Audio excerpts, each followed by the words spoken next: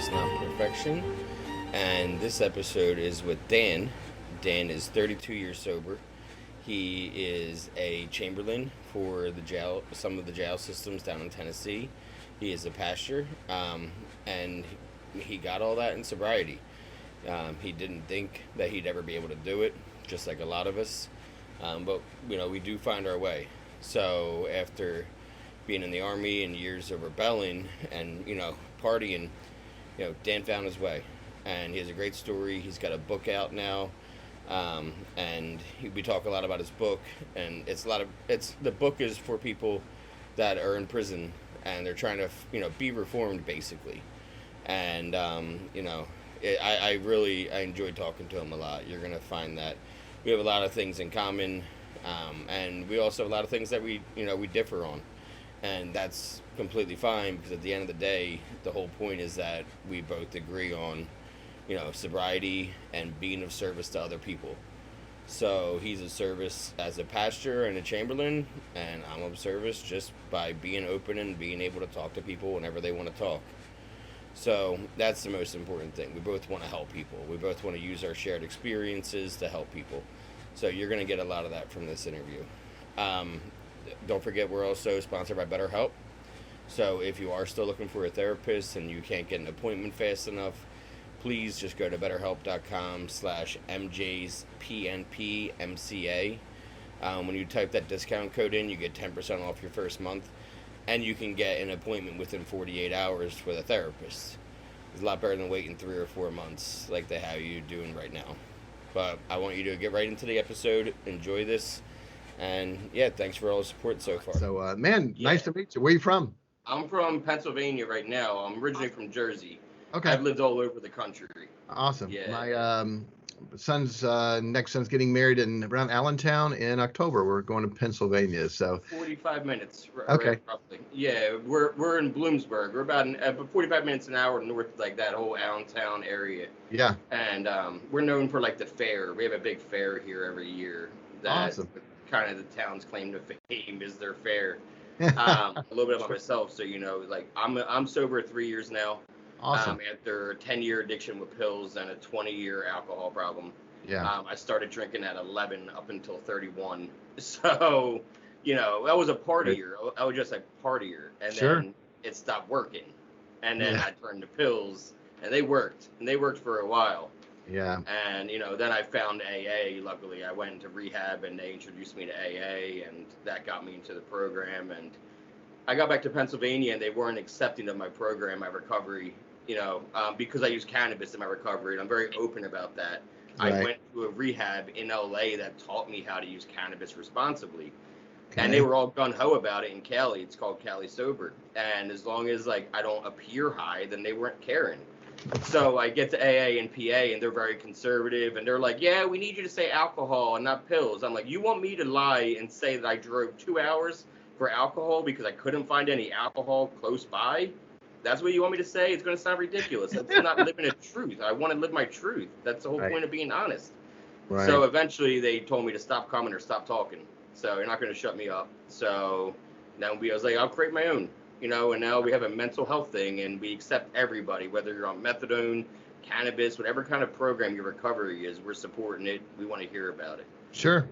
So, and that's kind of where the podcast came out of. We're not making money off podcasts, but I just like talking sobriety and putting some good stories out there of hope. Right. So your name's David. Nice to meet you. I'm JD. JD, yes, sir. Yep. And how much time do you have, sober? Yeah. 32 years now. So I had my last drink and last drugs 32 years ago, and trained to preach, went to Bible college, pastor church, chaplain at the county jail. We run a men's home in-house to help guys when they get out to put their life back together. And so wrote a book called I'm Never Coming Back Here, which is for guys that are in jail. Every guy says when he leaves booking, I'm never coming back, but recidivism 70+%. And so it's run at 200 pages book, and it's a course in our jail and starting in other jails. And so pretty committed to this. It's a faith-based program to be able to get help, but that's what we trying to do to help them and with the addiction and the rest of our life too. Because as you know, once the addiction comes, some of the other issues come with relationships and finances and job, and and all that. And so by the time I get them coming out of jail, they need every piece of their life put back together. So that's what we're trying to do. Yeah, you're basically spiritually broken, and you're physically broken a lot of times too. By the time you end up in an institution or jails, institutions, death. That's what they say. Okay.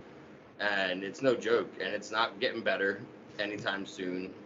Especially with fentanyl. I have a sponsee that his drug of choice was meth. And he identifies as an alcoholic because he knows that's where it started, and he got the Vivitrol shot. And I reminded him the other day, I'm using my manipulation for good now and not evil like I used to. And I said to him, it's interesting because you had the Vivitrol shot, and people that get that usually turn to meth because it doesn't affect Vivitrol. And now you have that shot. He was like, oh yeah, it kind of hit it. And I was like, but wait, they put fentanyl in meth now, don't they? He was like, oh, yeah. And I'm like, yeah, so it will hit you because it's an opiate, and it will make you really sick if you tried meth again. He was like, I didn't even think of that. So now I'm putting those little, I use my manipulation for good now and not evil. If I'm not self-serving when I'm manipulating, I feel that's what my therapist said. Right. Because as long as you're not self-serving when you're manipulating and you're helping somebody else to see something, that's okay. Just don't be self-serving about it. I said, okay. So, and tell me about yourself. When did you get into, tell me about your addiction years first. Yeah. So I grew up in a good home, good mom, good dad, worked hard, went to church. But we moved from Tennessee to Iowa when I was in 6th grade in the middle of the year, and I talked Southern and dressed country. And I got in 6 or 7 fights the first week and wasn't very accepted. And so next year was junior high, new school, a whole bunch of new kids. I'm like, you know what? I want to fit in. And so it started off with little things. I mean, just curse words. And then it went to, I don't know any of the world's music, so I need to catch up with that. And then that pleasure, that desire to please and be accepted in the crowd led to the next thing, which was alcohol, which led to the next thing, which was drugs. And so the alcohol for me was I would get caught, and then my dad was going to ground me. And so I said, I'm not going to be grounded. So I moved out. So in high school, I moved out of the house, had a job, had a car, got an apartment with a friend. And I said I was never going to use drugs. Drinking, what's the big deal? We're never going to use drugs. And I knew my roommate used drugs. I said, just don't do it in the house. He said, no problem. And so then I found out he was smoking weed inside of his pipe, but it was apple smoke on top of it, tobacco, so you couldn't smell it. As long as I don't smell it. And then the next step was, hey, man, so now we're getting high every day. So everyone's bringing all their drugs over to our place every day because not many guys in high school have their own apartment. And so never had to buy it because it was just the place to be.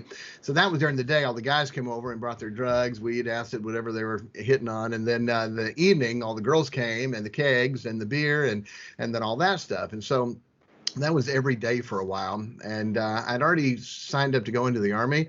And so when I went in the Army, I was hot for everything. And they didn't drug test you coming in, but they would later on. So I had to get clean for a while. So then it just went to alcohol. So it was every night, passed out.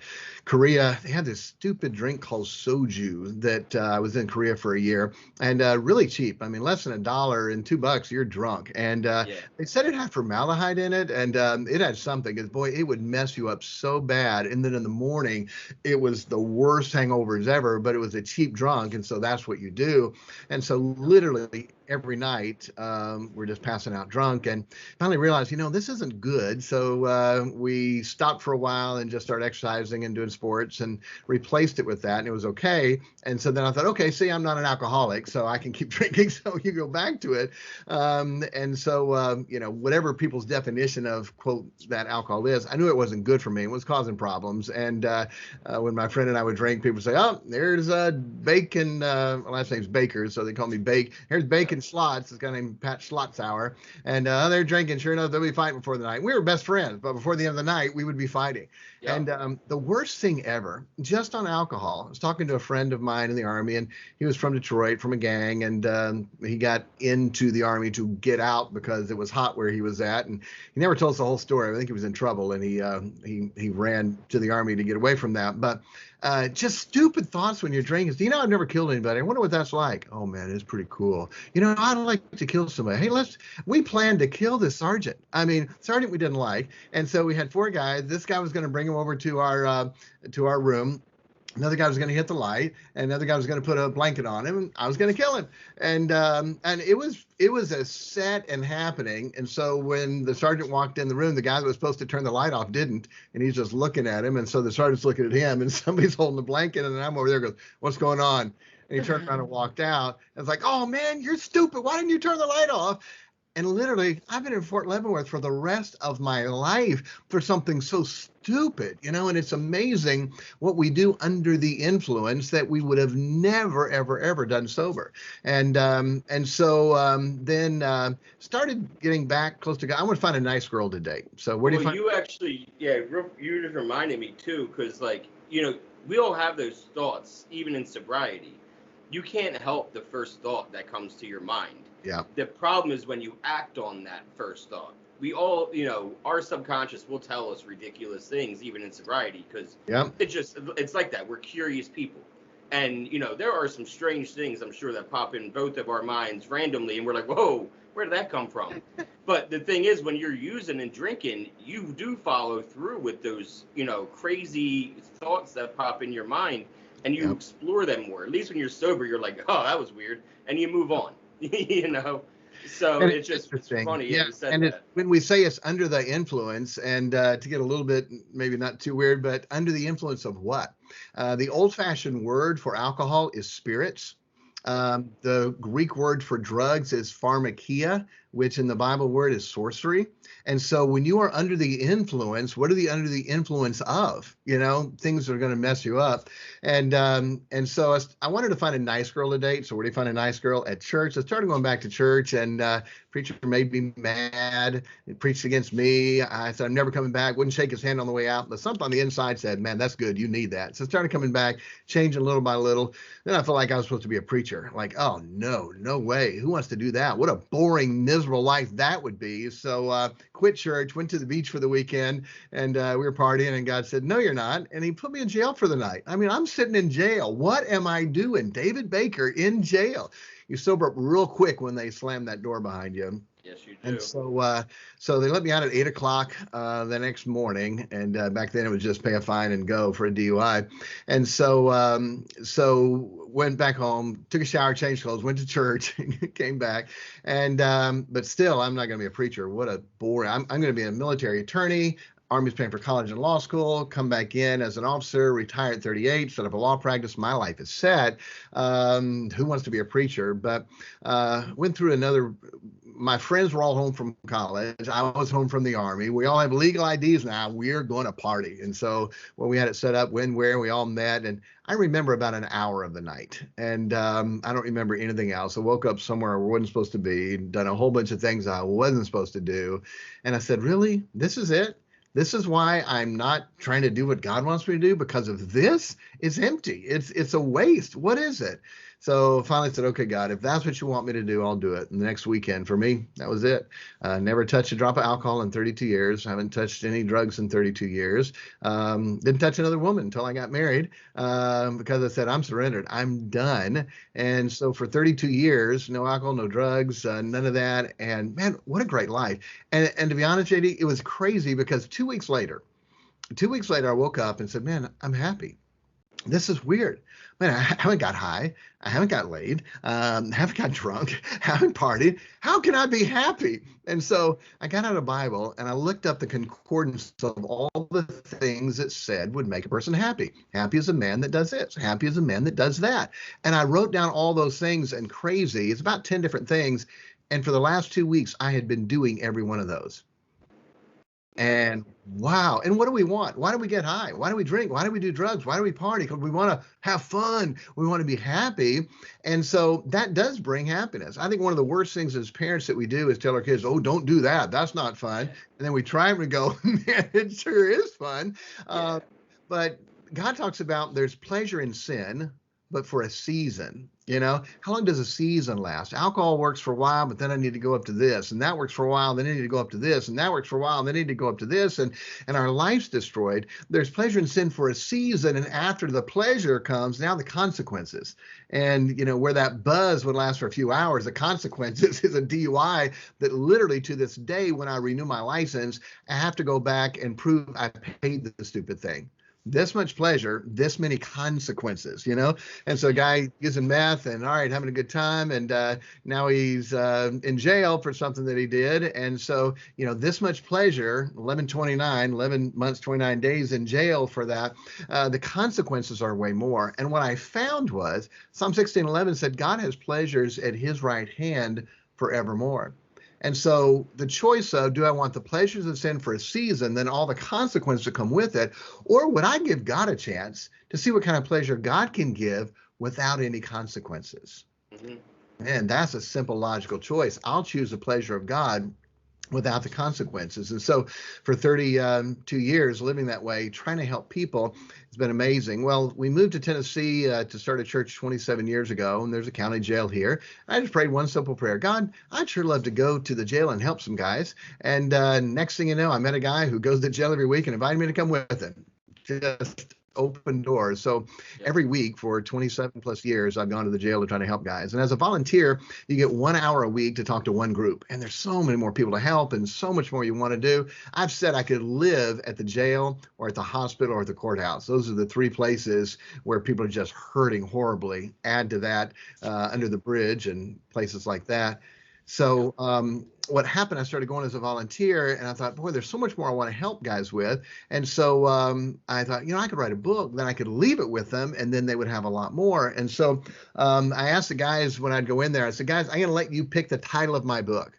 Like, what? You're going to let us pick the title? Yes. What did you say when you left booking for the first time? You're getting out of jail, you're getting your property, you're leaving booking, you're done. What did you say? And like in unison, these 20 guys say, I'm never coming back here. Now, where are you at when you're saying this? You're back in jail. So saying, I'm never coming back is not going to help, but we got to do something different. And so that's the title of the book. I'm never coming back here. It's a couple hundred pages. And so what was really neat, I got the book done. We started giving it out at the jail. The sheriff read it and asked if I'd be the chaplain at the jail. And so I was working pastoring a church and chaplain for a health company. And making decent money, $75 a year as a chaplain for the health company. And so then they asked me to be the chaplain at the jail. I didn't know what the salary was, but I knew it wasn't that. But I really felt like that's what God wanted me to do. So I went from $75 a year to $22 a year, helping guys in jail. But it's amazing how God blessed and took care of us. After that, we got a new house. We have 11 children, by the way. Yes, okay. Wow. I say that often, especially when the bills come in. I have one, and I'm like... Yeah, we have 11, and it's awesome. Love it. Wouldn't trade it for the world. My wife's number 8 of 14. She wanted at least 8, and God gave us 11. But what are their ages? What are the ranges? Oldest is 30. Youngest is 12. And so I'm full-time chaplain on the inside, helping the guys with the book. And we go to a Narcan class. A guy was teaching about Narcan and certifying how to use it and giving it to us. And I talked to him after. Really great guy, really sharp. And I said, what's your background? And he works for the state teaching Narcan classes. He said, criminal. And I said, so criminal justice or criminal? No, he said, no, I was criminal. Yep. You got it. You picked it up. And I didn't get it at first because, we judge people by the way they look. We shouldn't, but people do. And so he didn't look like, a criminal. And so I gave him a copy of the book. He read it and he came back and said, this is it. He said, this is it. He said, we need to get this in every jail in the state. He said, if you turn this into a course, I'll help you get it in every jail in the state. And so I just got the second printing done. It's a course now. It's a 12-week course. It's divided up by 12 weeks, certain chapters and homework all inside the book. And so we're teaching that in our jail to a men's group and to a ladies group, and then looking to expand it in jails all over the country. It's a self-study where someone can just take the book and go through it themselves, or you can have a facilitator to come in and teach those classes and lessons, and even have videos that I've done if they wanted to play a video of me teaching those lessons to be able to help them. And so so it's been amazing to see what's done, and boy, to love it and to be able to help guys, because as you know, you live in this world, and to see what people go through and how the outside world judges them when they don't know what they're going through and what they're started. I did a survey for guys in the jail and asked them, hey, when did you first use? What did you use? How old were you? Who were you with? Things like that. And just floored. I mean, just floored. 9 years old, my mom gave me my first weed. And then that went from this to this to this, you know? My son, he was 8, you know, and I know 2 people that were 8. And it's trauma-based, too, a lot of it. When you dig down deep and you say, well, what did anything happen around that time? And they, you know, they'll think, and they won't even realize a lot of the times that it was trauma that had caused at a young age that caused them to want to lash out and start drinking and be okay with it. You know, it's funny because I've surveyed a bunch of guys that way, because that's the typical, that's the term in the society, in the addiction society. You know, it's trauma and the jail. And I've asked hundreds of guys, and a lot of them have been offended by it. They're like, no, I had a good mom, a good dad. I wouldn't beat, I would abuse, nobody sexually abused. I like getting high. It was fun. And that's why I did it. And so I don't know if my guys I talk to are not typical, but it's amazing. And you get down deep, and some have, and we've been able to help them. A lot of guys have been messed with and been abused and been hurt and things. This one guy for sure, I was talking to him, and so what happened first time used, and he said, I was with my dad, and my mom, we drove to Kentucky so my mom could abort my brother, and my dad and I sat in the car and smoked crack. Like, okay. Wow. You know, 11 years old, your mom's killing your little brother, and you're smoking crack with your dad in the car. You think that's going to hurt somebody. You think that's going to have a problem. And people who don't understand this world need to be not so judgmental and understand where these people are coming from. Yes, it's a choice. Yes, you can change. Yes, you can do that. But to understand where some of these guys are coming from and what they're dealing with, and especially when that gets a hold of you and that addiction is so strong, where that's all you think about. And it is. It's your priority. It's your love. Absolutely. It's when what you love. When to score again. When everything about life is that way. Not even about when am I going to eat or when am I going to sleep. No thought about that. Is when am I going to score next? I don't want to come down out of this. And the Narcan we talked about, and then I'm sure your community is familiar with, but if somebody here is not, when someone's overdosing on an opiate, then they're so stimulated, their body shuts down and they don't breathe. And they die. And so when you hit them with the Narcan and they breathe that in, it immediately sends them into detox, immediate, from this super high of meth or fentanyl, of opiates or fentanyl or heroin, down to crazy withdrawals, immediate withdrawals. I've had guys tell me, look, man, when I'm getting high, if IOD, do not Narcan, do not hit me with that. I'd rather go and be done than to come out of it in that withdrawal that's so painful. That's what people are dealing with. They'll do anything not to come down, from that, because they know how they're going to feel. And if you've never experienced that, you don't even understand it. Fentanyl is not a joke. Like what they're doing nowadays. Like I was into pills. I was in like the Oxy 30s, like oxycodone. And that's what I always told myself the entire time. As long as you don't do heroin, then you're going to be in control of this. Yeah. And I was a functioning addict. I had a good job. I was always at work. Then I would leave work to go get high. I was driving 2 hours to get pills, and then come back. I was sitting in Philly traffic every day, in 2-hour drive to go get pills and then drive back to Amish country in PA. And that was 4 days a week, easy. And that, it's an insanity, but it's what I wanted to do. It's how I wanted to spend my time. I would do anything to get it. Yep. And when I got sober 2018 and I hadn't touched, opiates, and then I had my gallbladder removed last month or in June. And I told them over and over, I'm in recovery. Don't give me anything. And of course, I wake up and I knew it right away. And I said, I'm high. And they said, no, you have anesthesia, the nurse. I said, no, this isn't anesthesia. And the doctor came in. He goes, oh, you know what? We had to hit you a couple times with fentanyl and once with Dilaudid because you looked uncomfortable. I was like, you don't understand what's going to happen in my body right now. They're like, we gave it to you, so it's okay. I'm like, that is not what it's about. I'm going to go into withdrawals. I haven't had this in 3 years. This is going to be really bad for me. They said, nah, you'll be fine. We knew how to administer it. You're going to be okay. And it's an outpatient procedure because it's gallbladder. It's a lapra or whatever. So as soon as I get in the parking lot, I'm already vomiting. As soon as I get in the parking lot, 2 hours later. That continued for 18 hours. I was nonstop throwing up bile and getting sick. Like, I called my 85-year-old grandma. I'm like, how was your surgery when you had your gallbladder? She goes, I was fine. I was good to go a half an hour later. I was like, okay, then, yep, I'm in withdrawals. Like, I was severely with 4 incisions in my stomach because I had a hernia, too. Horrible. I was holding, like, a pillow to my stomach so the incisions wouldn't open as I was vomiting for 18 hours. And when I called them, they're like, yeah, your body shouldn't have reacted that way. I said, I know. That's why I specifically told you not to give me those things, because I knew my body would react. You don't think I know what withdrawal is like? You don't think I know what sends me into withdrawals after 9.5 years of being addicted?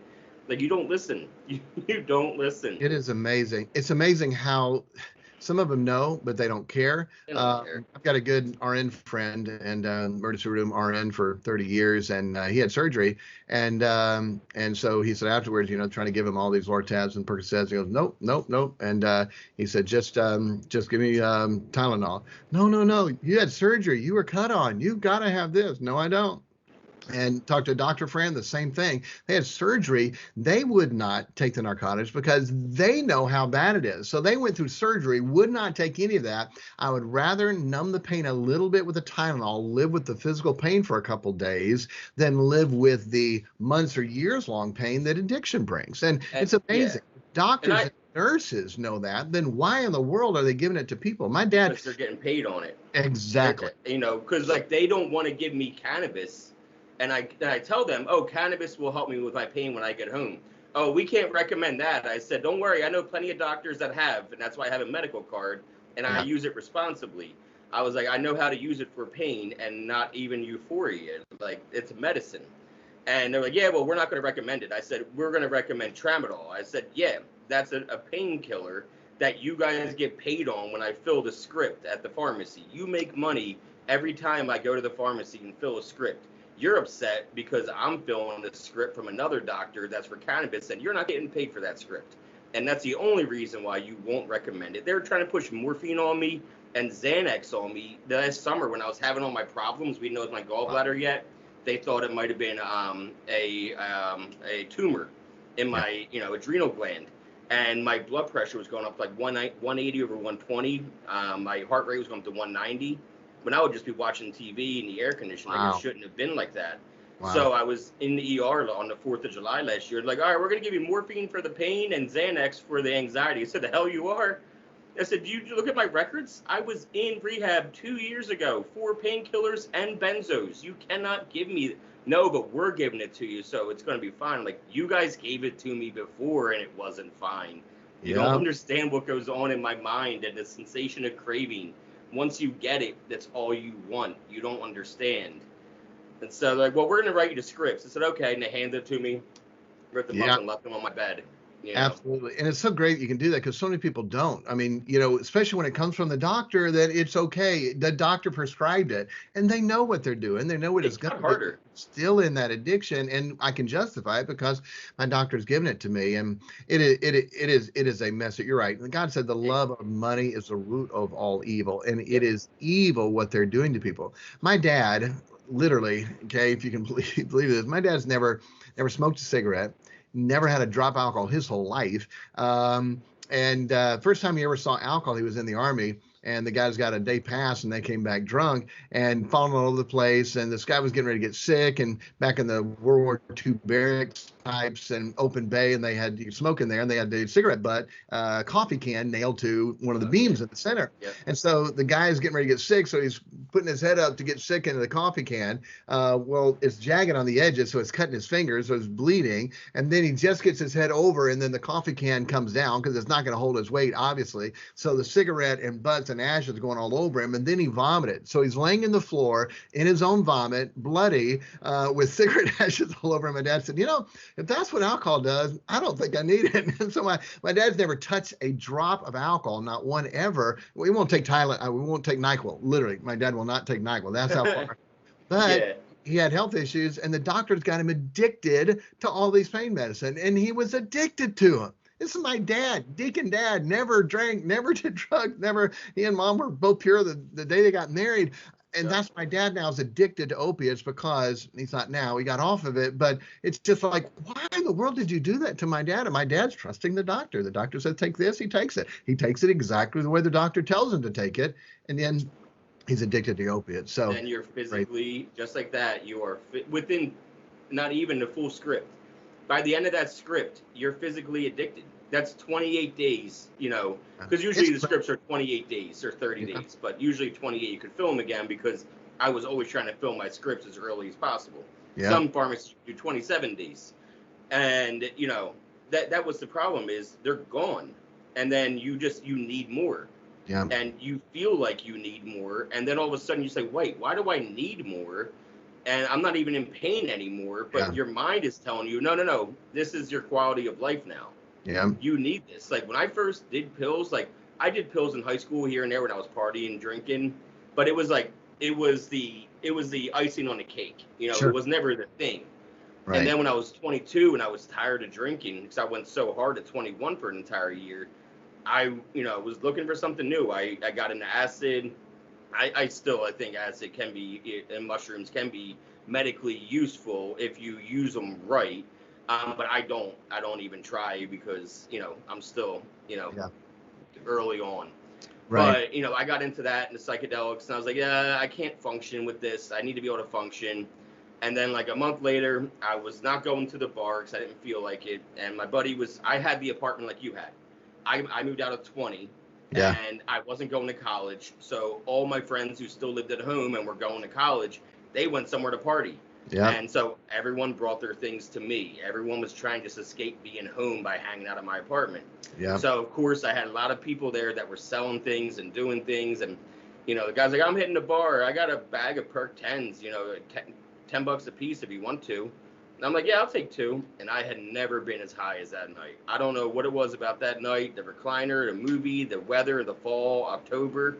Everything just converged perfectly. And I said to myself, I want and need this every single day, and I was off. Within a month, I knew I was addicted, and I came to terms, like I had a conversation with myself. Like, all right, you need this every day. You love this every day. You want this every day, but you're in control of it. Yeah. Do not do heroin because you're going to lose control. At least with this, you are in control.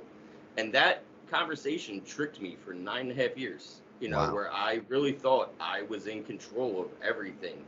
And, you're the director of your play. You're the star of the play. You're the producer of the play. Did you go to AA at all? No. No, they talk about the producer and director a lot over there. Yeah. And you're running your life. You're in charge of it. And as long as your quote can function, you can tell yourself that's okay. We had a guy that good guy. I've worked with him for 30 years, no exaggeration. I met him before he even started at the jail, and he'd been in and out of jail 30, 40, 50 times. Talented guy, great guy, but just keeps going back. But like you, he never would do heroin because he knows guys, and we see so many people OD now. And so he messed up, went back and used meth. Well, they laced it with some fentanyl, and he's out. And he's done. And they were able to get him back. But he was in the hospital, and, man, it scared him to death. He's been clean since then, and that's been a few months. And for him, that's incredible. And totally different mindset and outlook now.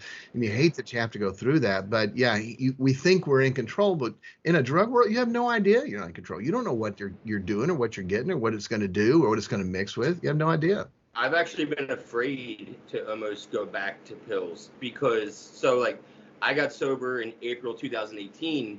July 2018, Demi Lovato, the famous singer, she overdosed from my pills because they were putting fentanyl in it. Mac Miller, a famous singer, a month later died from the same thing with fentanyl pressed pills to make it look like oxycodone. So now I'm getting out of rehab. I'm like, oh, man, everyone is pressing those fentanyl and then make it look like pills. Like, I don't know what I'm going to be getting, and I could die on the first shot. Yeah. And a friend of mine, that's what happened. We both got sober at the same time. He went to Florida for rehab. I went to California. We both came back around the fall, and on his relapse, it had fentanyl in it, and he died on his relapse. Wow. And, we were neighbors for 12 years. Man. Very good friends. He was the most intelligent, when I say intelligent, I mean his grades weren't straight A's, but if he would have applied himself, he would have Oh, had straight A's. The yeah, most brilliant. intelligent person Yeah, I've ever met in my entire life. He always reminded me of Quentin Tarantino, the way he talked. And yeah, I always loved having conversations and long conversations. We talked so much in sobriety on the phone from California to Florida, and it broke my heart when it happened. And I'm at his funeral now, and I'm in Jersey around my old stomping grounds, and I'm with somebody that I kind of felt like I knew that he always had pills on him because he's had really bad health problems since he was born. mm, And he is legitimately prescribed these pills from his family doctor. It's no like fake thing, but he does take them too fast and he runs out and then he's bedridden for a couple weeks till he gets more. So I know if he's out and about, he's got him in his pocket. We've been best friends for a long time. But I sat there with him around a fire, and I didn't even think to ask him. Like, yeah, didn't he? I knew number one he would say no because we're best friends. good. But number two, like the last thing my friend would want, the one that died, is for me to be getting high after his funeral, after watching him in a casket. Yeah, And that's what I kept telling myself. Like, he died so I can live. He died to teach me a lesson that this isn't a joke. This is what happens when you relapse. We both got sober. We're both 3 weeks apart in age. We graduated together. We did everything together. My first time smoking weed when I was like a kid was with him. You know yeah, what I mean? We did a lot together growing up. And when his dad committed suicide, I was there for him in 8th grade. Like eighth oh, grade, his dad pulled a car around the corner of the block, put the hose in the tailpipe, and ended his life right around the corner from his house, both of our houses. And it actually was August. It's coming up on an anniversary of it. And it's crazy to think about the stuff that we go through as kids that we try to mask. I know somebody that walked in and found his dad with a gun in his hand and already dead and already did it. He came in from school with a friend. Imagine walking in from school with your buddy and then finding your dad. wow, And he was also turned in addiction, but now he's been sober 6 years and he's doing great. that's good. So I mean, but all that trauma that we grow up and we see, and it's not a surprise. Especially, I grew up right outside of Camden, New Jersey. It was very easy at that port in Yeah, Philly and Camden right there. All the drugs were coming right there, yeah, and they were coming fresh and not cut. You know what I mean? So anybody that wanted drugs, you were going into Philly or Camden and easily scoring. yeah. Like literally 3 miles outside of Camden is where I grew It's up. funny because when my dad worked for a DuPont company, and when I was a kid, they closed the place down, and dad was supervision. They offered him one transfer, and if he didn't take it, he wouldn't have a job at DuPont. And they offered him Newark, New Jersey, and he said, "I'm not taking it." And said, "No, you don't have a choice. You'll lose your job. I'm not taking it. I've been there on business trips. I'm not moving my family to Newark, New Jersey." He was willing to give up the whole thing not to take his family there, and so ended up they offered him Fort Madison, Iowa, and we moved there instead. But ever since then, I've heard Newark, New Jersey, and you just the mindset, and it's been typical of What what year it was was that? back then. That was 78, 1978. Okay.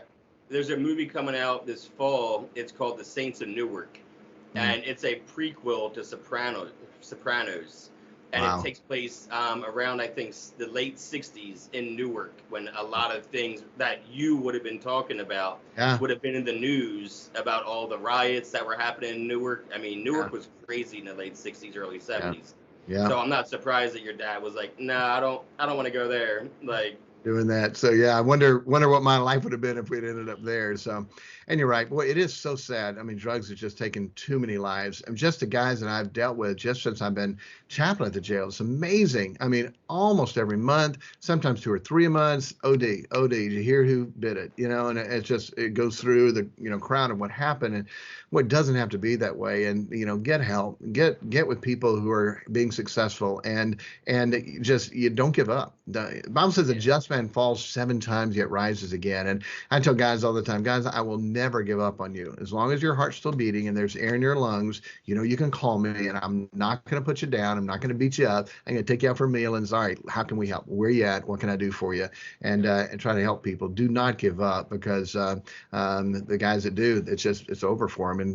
And it's great to see people recover, have a great life. And now the best thing of it is so many of them, like you, like me, we use our life now to help other people be yeah. out of that, which is great, because so many people don't. So many people hear them, it's their own fault, and they know better, and they're this felon, and they're this. Okay, so what? Now what do I we got? got into Let's a help. meaningless argument on Facebook the other night because a news article was about a 18-year-old who got arrested for she was pregnant and she was high on heroin in her car and passed out. And which is a terrible thing to do, and I don't, condone what she's doing, but I can understand the mindset also at the same time as an addict. And the first comment underneath was, some people don't deserve to live, put her down.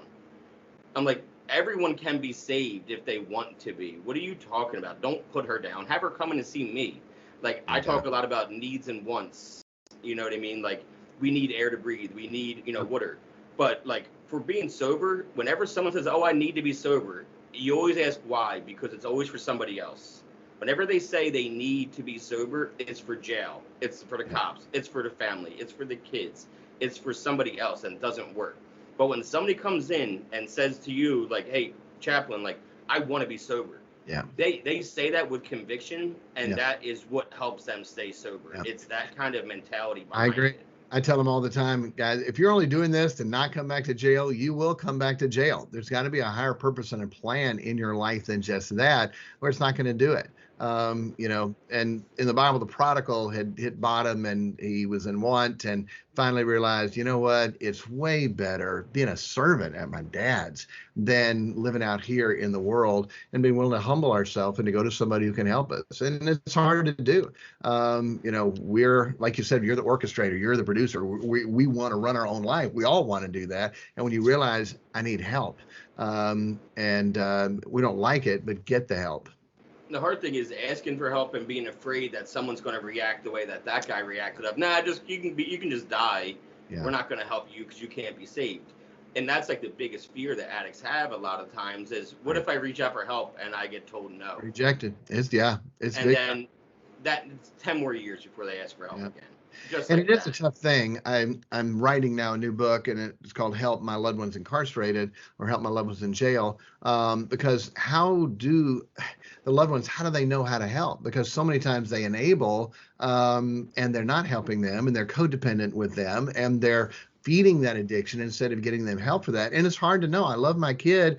Am I helping him or am I hurting him? What do I do? And it's a tough line. And so many times you see families, that are enable and helping them to be able to use, instead of, I love you no matter what, I'll help you no matter what, but you have to be wanting help, not me just feeding your addiction, because I'm not helping you that way. I am actually hurting you. I am facilitating and helping you stay addicted, and you don't need that. So the balance of that, so many times by the time I get with the guys, their family's done with them. They don't want anything to do with them. And that's part of what we do, is we rebuild back that relationship. And what a blessing it is to let their life be changed. And then we reach out to the family, and the family says, wow, this is real. You are different. When I surrendered and got rid of all that stuff, I went from one weekend to everything to the next weekend to nothing. And I just moved back home before I went to college, just got out of the Army. So I was supposed to be home. I was supposed to be in church with my family, and I just blow it.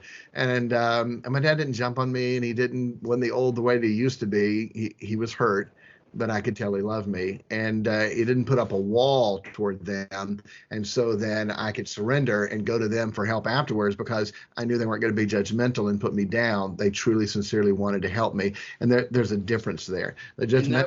And that was your rock bottom too. Yeah. That's I always say that, I always hear, and I'm sure you do too, oh, my rock bottom was getting arrested. My rock bottom is being in jail. It's like, no, your rock bottom is the day that you surrender to a higher power, and you're like, or surrender to anybody and just say, how do I get out of this? Yeah. How do I change my life? How do I live differently? That is the rock bottom, because the other ones are just speed bumps to the bottom. The bottom means you can't go down anymore, and you're starting to crawl back out again. So to me, surrendering is your rock bottom. Yeah. And the problem is, you're right. We look at people and go, wow, that's not bottom yet for them. And for them, it's not. They've got basements in their house, and it just keeps on going down. And the sad thing, in the bottom, God says, sin, when it is finished, bringeth forth death. So many people's bottom is death. And that's where it's going to end at, unless they get some help. And things that we look at and go, okay, man, if I was going through that, that would be bottom for me. But for so many people, it's not. What they can take and keep on going into that, it's just amazing to look at your life. You've lost your kids, you've lost your family, you've lost your health, you've lost your looks, you've lost this. Are you ready to get some help now? No, I'm still. I know people that are sober and haven't hit rock bottom. Yeah. because they don't believe in a program. They don't believe in trying to do something different. All they did was abstinence. They just don't pick up anymore. It's like, yeah, but we drank and used for a reason. If you dig down and find that, you're less likely to want to drink again. Yeah. Once you can have acceptance in your life, once you can accept who you were and not, bash who you were. A lot of the times we relapse because we feel bad and guilty for our past. But if Absolutely. you can accept your past as something that was life lessons that taught you things to get you where, like, without my 10 years of addiction, I wouldn't be helping people right now with this. Absolutely. You feel the And I same love way. that. Same thing. When I surrendered, a lot of times you take a life verse, you take a verse and you claim that. It's like, okay, this is me. And Romans 8:28 is amazing. And you'll agree with this. God said, he says, and we know that all things work together for good to them that love God, to them who are called according to his purpose. It's amazing how God can take all of our bad and work it out for good. God can take my addiction, my alcohol, my drug, my immorality. God can take my jail time. God can take my rebellion. God can take all of that and turn it around for good. Wow, amazing. And God does all the time. And so without that testimony, how many people would have not been able to help? But because of that, hey, I've been there. Let me help you. And, people do when someone's been there. It's amazing how they'll let them help them, where somebody who hasn't been there and just trying to judge them, they don't want to have anything to do with that. Yeah, and you mentioned earlier that guy who his background was criminal. I relate to that because when we first opened our meeting center, we were promoting it on Facebook and everything to get the word out locally. And somebody commented saying, "What are your qualifications for running something like this?" And I said, "My qualifications are 20 years of drinking and 10 years of using." I was like, "Have you ever been to an AA meeting? The only qualifications in an AA meeting is that you're an alcoholic." Yeah. And in fact, the only doctors and nurses that are ever in AA meetings, unless they're an alcoholic too, are the people that when we go around the room and introduce ourselves, they say, "Hey, I'm blah, blah, blah, and I'm a nurse and I'm here to observe for school." They're not there to participate. They're not there to facilitate. We run our show in AA and NA because our only qualification was that we had years of using, and now we have sobriety time, and we can talk about both.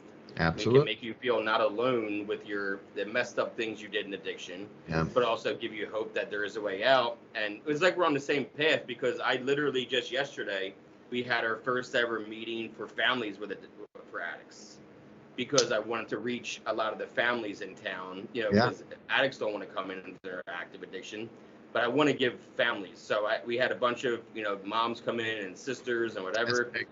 And we sat around, and there was a bunch of us that were also, in recovery, and they got to talk to people and feel a little bit of hope. Like, oh, you made it out.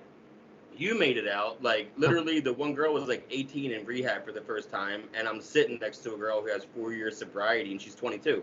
And went into rehab at 18 also. So, that was able to give that mom hope.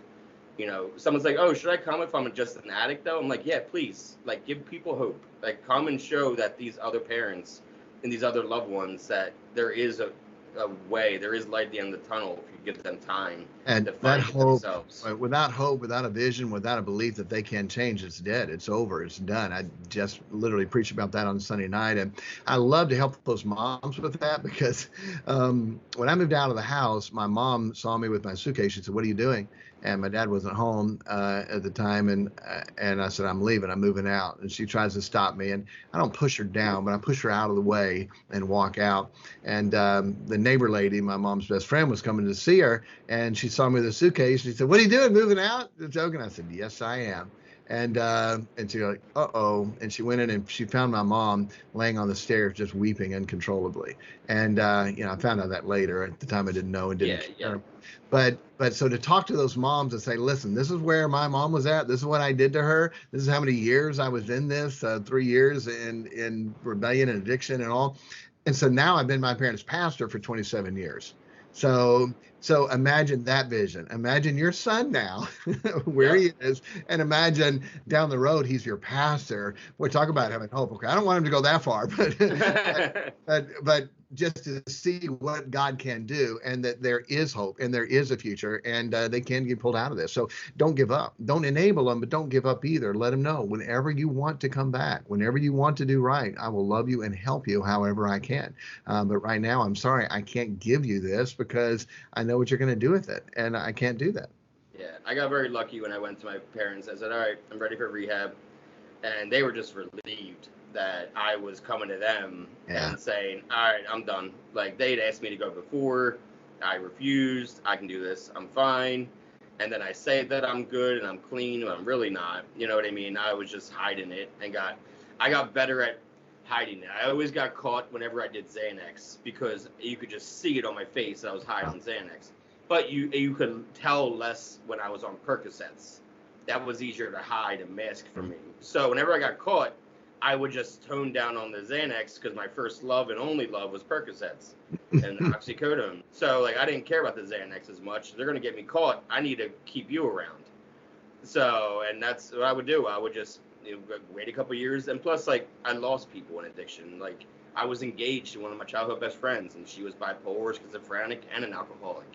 So suicide sucks. And when that happens, you blame yourself, people blame you, and you spiral. And I spiraled. I got into drinking again. I couldn't get drugs in North Carolina because I moved to North Carolina to escape. I moved 30 times in addiction. 4 states. Wow. Yeah. Yep. Bounced around. I was in Massachusetts, North Carolina, Pennsylvania, New Jersey. My 5th state was California, but that's where I was sober. So I don't even count that as running. I count that as like running towards a goal, not running away from. But when I got to North Carolina, I'm like, I can't get pills, but I can go to the bar. And I was at the bar 6-7 nights a week. They had a spot for me and everything. You know, my seat was already reserved every day. Tip them good, they take care of you, you know. And that's where I spent my time for a year. And then I went back to PA, and I was like, oh, I'm close to pills again. Right back into pills again. And it's just, that was my solution. You know, when I told you I started drinking at 11, it was for fun. It was, my buddy was sleeping over all the time. And we would watch The Outsiders, you know, and we would want to be cool like them and drink. Oh, yeah. So my first drink was Captain and Coke at 11. And cut to 12, somebody I know dies for the first time. You know, he was my age and he got hit by a car, a freak accident. So I'm like, I'm in a lot of pain. I'm grieving for the first time. And I'm like, I know what I need to do. I know we'll fix this. I'll take a drink and it'll make me feel better. So I gave myself a learned behavior of alcohol and, you know, any of those substances are the solution to my problems. And anytime for the next 20 years, I was upset, alcohol, happy, alcohol, or pills eventually because alcohol stopped working, you know, and that's what happened. I mean, it's insanity. I'm glad I can at least, like you said, you took less money to do something you're passionate about.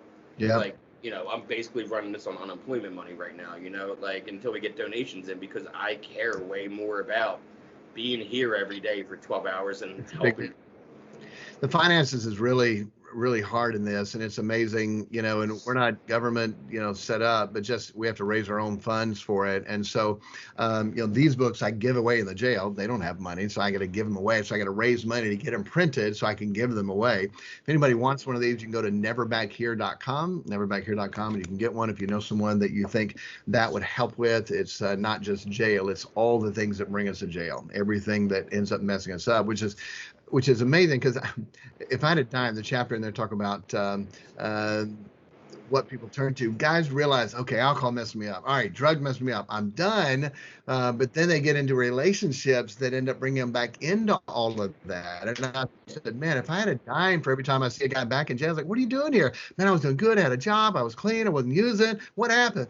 Man, there was this girl, you know, and that brought them back into all of that. And so, you know, to talk about that also, because so many people get clean, but then there's something else that leads them back to that and ends up creating all those problems again. So yeah, to raise the money to do that, our men's home, it's a sober living, but it's a work program where they work to be able to pay. So many times I've seen a lot of guys, their parents pay their rehab and their next rehab and their next rehab and their next rehab and their next rehab, and they never get right because there's no personal responsibility. And so we only charge $115 a week. That's it. That's cheap. We barely pay the bills. But I don't take any money from it. My son, by the way, my son, you asked, my oldest son is 30. I got to hire him. He's the assistant chaplain at the jail and the assistant at the men's home, and we get to work together on this. So you like him. His beard is about down to here. And The sheriff calls him. Yes, this is our Muslim chaplain, and with the beard. But anyway, we get to work together on this. We don't take salaries from that. That's just a donation. It's called Onesimus House, which is neat. With that word, people, what is Onesimus House? They ask me, so I get to tell my banker and lawyer and everyone about it. There's a guy in the Bible named Onesimus. He got saved in prison. Paul led him to Christ, and Onesimus is getting out of prison. Paul writes a letter to a guy named Philemon, the book of Philemon in the Bible, and says, hey, help this guy when he gets out. And out of 66 books in the Bible, one whole book is written to help one guy getting out of prison and put his life back together. Well, tell me God doesn't care about people that struggle with things like that. And every time I tell people that, sober business people are like, that is neat, because so many people don't care about those kinds of people, and we should. And God does. One whole book of the Bible to help one guy get out of prison and put his life back together. So how neat that is. Yeah, I mean, and especially, when you think about it, addicts, we're like some of the most creative people. Oh, brilliant. Like, Amazing. Yeah. Incredible. Especially like guys in the jail, what they learn how to do with the little things that they have, people like all the COs and staff say, man, if they would use their brain that they have on things productive, incredible, man. And we've seen that. And that's my goal for the guys. I want to help them with their life, their relationships, their finances, their addictions, and then help them. Okay, what does God have for you? I want to start a business. Good. Let's help you, and man, to start a business, and now you can hire the guys. I'm trying to help. And now all day long, they don't just have a job, but they've got a mentor, they got a sponsor, they got somebody to help them when they struggle, who's been there and help them through that. It's a beautiful world when you get help, and now you spend whatever your gifts, talents, abilities are helping other people. It's a great thing, and looking forward to many years of that. And finances, things are turning around, but yeah, you're right, man. To fund this thing is a big deal, because you got to eat. I jokingly say my kids like to eat. 11 kids, they like to eat it. We try to feed them at least every other day, but yeah, it takes that to be able to fund them. And anyway, yeah, great stuff, man. I love what you're doing. Love that you're getting this out there and helping people. And how long you've been this podcast been going on? This is there's 5 episodes out as of right now, with another one coming out tomorrow.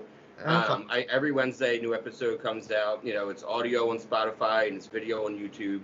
Awesome. And yeah, I just talked to other addicts about their experience, what it was like. I would have thought you do a great job. I do a podcast called the Wisdom for Life podcast, and I'm in episode number 12. So, I'm just a little bit ahead of you, but you do a great job. It seems like you've been doing this for a long time. So no, I just watch a lot of podcasts. I study. My studying was always study somebody else that's doing it, not go to school. Like when I wanted to be a writer, Absolutely. I studied my favorite writers and how they wrote, what their background was, what got them into it. And when I got into podcasting, it was, what do my favorite podcasters do? How do they do it? What do they ask? I mean, my favorite interviewer of all time is Howard Stern. He knows how to interview people. He knows how to shut up and listen. Yeah. And those are important things that you find. That I watch podcasts. I'm like, oh, you got to stop talking. You're the host. The guest is supposed to talk.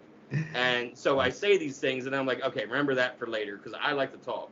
Yeah. And so, but my job, whenever I'm running this show, is to let you talk. Yeah. And then good stuff. Man, excited for what you're doing, and man, hope and pray that you'll be able to help a whole bunch of people, because it's a horrible world out there. To see so many people and how they're living and what they're into, man, to see the flop house, to see the meth, to see just, guys, 2 weeks on a binge, no sleep, and crazy life. And man, then you look at their body, their sores, their teeth, and it's like, man, you're killing yourself. You're putting these chemicals in your body that just is killing yourself, and and just totally oblivious to it. It's sad. So they need as many people out there trying to help. And it's sad.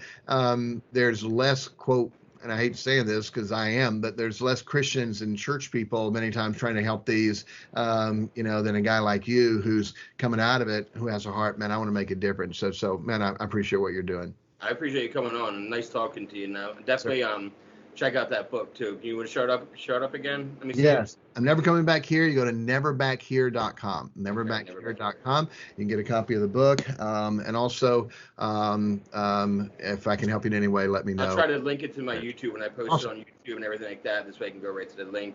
And I'll shoot you a message when it's on my page. It'll either be tomorrow or next Wednesday or the Wednesday after that. I got to edit everything together. How to get it. So, I'll shoot you a message when it's up and running, though. Awesome. I appreciate you talking. Have a good day, buddy. Thanks for being here. God bless you, man. Take care. You too. You too. Bye-bye. Bye.